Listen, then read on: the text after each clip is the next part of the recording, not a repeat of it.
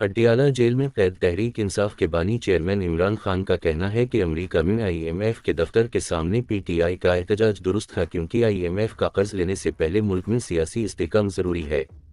P T I کے اس احتجاج میں فوج مخالف نعروں کے متعلق جب عمران خان سے سوال ہوا تو انہوں نے اس عمل کی مذمت کرنے کی بجائے کہا کہ انہیں اس بات کا علم نہیں۔ خبروں کے مطابق عمران خان کے برعکس پی ٹی آئی کے موجودہ چیئرمین بیرسٹر گوہر علی خان نے امریکہ میں تحریک انصاف کی طرف سے اس احتجاج کے متعلق کہا کہ اس سے ان کا یا ان کی جماعت کا کوئی تعلق نہیں۔ انہوں نے کہا کہ اگر بیرون ملک قیام کرنے والے پاکستانی ایسا کچھ کرتے ہیں تو یہ ان کا اپنا فیصلہ ہے۔ تاہم بیرسٹر گوہر نے بھی ان مظاہروں کی مذمت نہیں کی، نہ ہی تحریک انصاف کے کسی دوسرے رہنما کی طرف سے کوئی مذمتی بیان سامنے آیا۔ یاد رہے کہ آئی ایم ایف اور ورلڈ بینک کے دفاتر کے باہر پاکستان کو موجودہ حالات میں قرض نہ دینے کے مقصد کے لیے تحریک انصاف کے اس احتجاج کی قیادت سابق وزیر اعظم عمران خان کے قریبی ساتھی شہباز گل اور پارٹی کی مقامی قیادت کر رہی تھی۔ اگر ایک طرف تحریک انصاف آئی ایم ایف پروگرام کو سبوتاژ کرنے کے در پہ ہے تو دوسری طرف اس کا فوج مخالف بیانیہ 9 مئی کے واقعات کے بعد بھی رک نہیں رہا۔ اگرچہ پاکستان کے اندر تو تحریک انصاف 9 مئی کے بعد اس معاملہ میں کچھ احتیاط سے کام لے رہی ہے، لیکن بیرون ملک خصوصاً امریکہ میں پی ٹی آئی فوج مخالف پروپیگنڈا سے نہیں رک رہی اور نہ ہی اسے روکنے کے لیے تحریک انصاف کی قیادت کوئی عملی قدم اٹھا رہی ہے۔ امریکہ میں کبھی مہم چلائی گئی کہ پاکستان کی فوجی امداد کو روکا جائے، کبھی امریکہ کو پاکستان کے اندرونی معاملات میں مداخلت کی دعوت دی گئی۔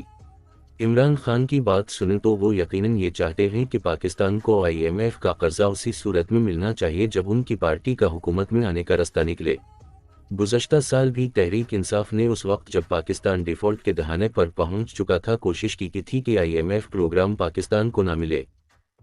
اپنی سیاست اور اقتدار کی خاطر سیاسی، قانون اور آئینی جدوجہد کی بجائے نہ جانے تحریک انصاف کیوں پاکستان کو ڈیفالٹ کی طرف صرف اس لیے دھکیلنا چاہتی ہے تاکہ پاکستان میں سری لنکا جیسی صورتحال پیدا ہو جائے، موجودہ حکومت چلنے نہ پائے اور عمران خان اور تحریک انصاف کو اقتدار میں آنے کا راستہ مل جائے۔ اس کے علاوہ بجائے اس کے کہ 9 مئی سے سبق سیکھا جاتا اور فوج کے خلاف تحریک انصاف کے ووٹرز سپورٹرز کے اندر بھرا گیا زہر نکالا جاتا، فوج مخالف پروپیگنڈا بھی جاری ہے۔ اس سے پاکستان کو کیا نقصان ہو سکتا ہے، اس کا احساس عمران خان اور تحریک انصاف کی دوسری قیادت کو ہونا چاہیے۔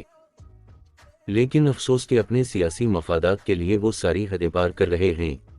عمران خان اور تحریک انصاف کو افواج پاکستان کی ان قربانیوں کا بھی احساس کرنا چاہیے کہ جو وہ اپنی جانیں دے کر اس ملک کو دہشت گردی اور بیرونی خطرات سے بچانے کے لیے دن رات کوشاں ہیں۔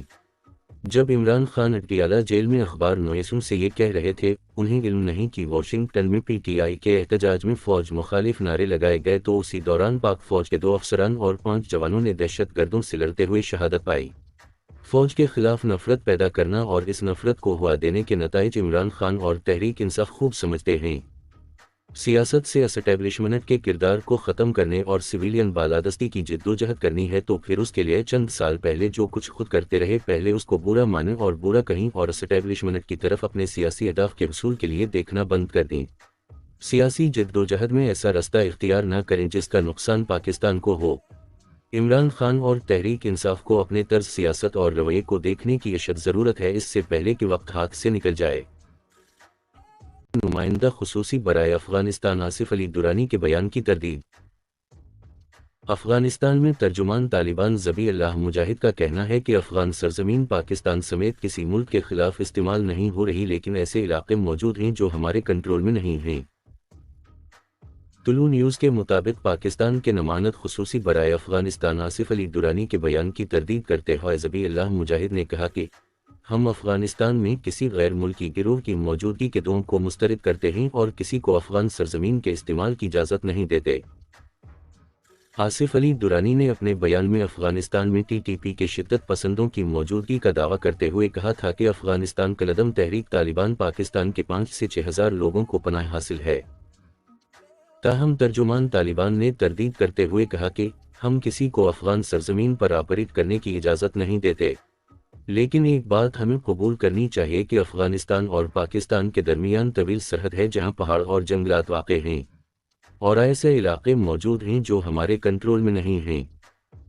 واضح رہے کہ پاکستان کے نمائندہ خصوصی برائے افغانستان آصف علی درانی نے یہ بیان پاکستان انسٹی ٹیوٹ آف پیس اسٹڈی کے زیر اہتمام افغانستان میں امن اور مصالحت पाकिस्तान के मफादात और पॉलिसी ऑप्शन सेमिनार के दौरान दिया था। उनका कहना था कि इस्लामाबाद के पास इस बात के शवाहिद मौजूद हैं कि कलअदम तहरीक तालिबान पाकिस्तान (TTP) अफगान पराकसीज के जरिए भारत से रकम हासिल कर रही है।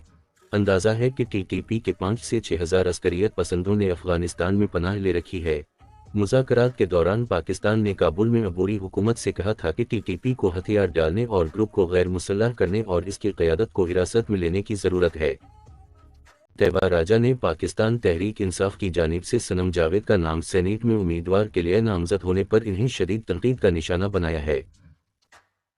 रोजनामा जंग के मुताबिक रहनुमा PTI तैयबा राजा ने समाजी रवाबित की वेबसाइट एक्स पर सनम जावेद पर कड़ी तनकीद की। इन्होंने कहा कि किसी एक को ऊंचा दिखाने के लिए ज़रूरी नहीं कि बाकी सबकी कुर्बानियों को पसपुष्ट डाल दिया जाए। तैयबा राजा ने कहा कि सनम जावेद की जमानत बार बार इंसदाद दहशतगर्दी की अदालत से कैसे हो जाती है। सनम जावेद 8 बार गिरफ्तार इसलिए हुई क्योंकि 7 बार इनकी जमानत हुई। इन्होंने मजीद कहा कि आलिया हमजा और अतीबा राजा की जमानत लाहौर हाई कोर्ट से 9 माह बाद 15 बार बेंच टूटने के बाद हुई, तब बार बार ATC से किसी एक की जमानत कैसे हो जाती है, ये एक बड़ा सवाल है। तैयबा राजा ने कहा कि हम सब सिर्फ इमरान खान की वापसी तक खामोश हैं, थोड़ा सब्र करें, सब बोलेंगे।